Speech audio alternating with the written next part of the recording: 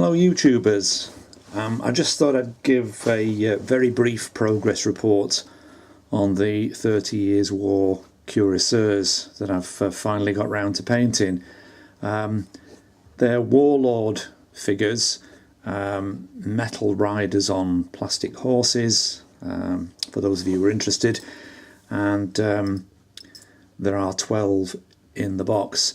I've decided that I'm going to paint these as Imperial Cuirassiers because I haven't got very many cavalry for my Imperial 30 Years War Army, and well, thought I'd share what I'm up to basically. I've started off by doing a dry brush. Well, I blacked them up first of all, completely sprayed them in black. Then I tried a dry brush in a metallic finish, put some black toner on them, and then dry brushed again in gunmetal to give them a bit of a shine. The horses, what I've done there is I paint the horses with oils. So what I've done in the first instance is I've gone over the horse in a Humbrol enamel matte base colour. That's one of the lighter ones, and there's, as you can see, is one of the darker ones. Just basically slap it all over, so it looks like it's got a reasonably smart level covering, and then I've started to paint in the horse blankets.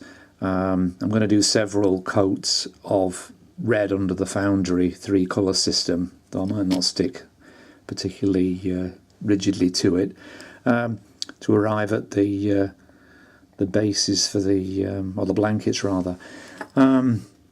Next thing to do after I've done the blankets is what I'll probably do then is I'll probably go ahead and paint the horses, because the technique that I use for the horses, for those of you who may be interested, I paint them first of all in the matte black undercoat, that's spray painted.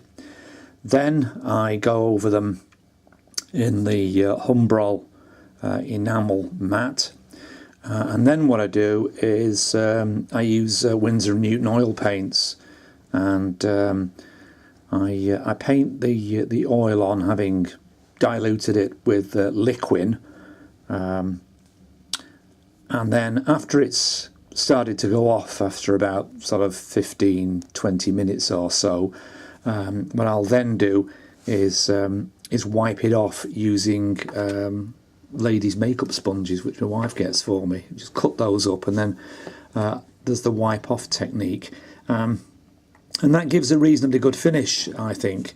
In fact, if you just like to hang on a sec, I'll see if I can find one that I've done earlier. Okay, back again. I haven't got any 30 Years War horses to show you, but I have recently done these Napoleonics. So this is a metal, I think it's front rank, Napoleonic officer, French officer, which I've used the wipe off technique to arrive at the dark colouring for his horse. Here's another one in a slightly lighter colour.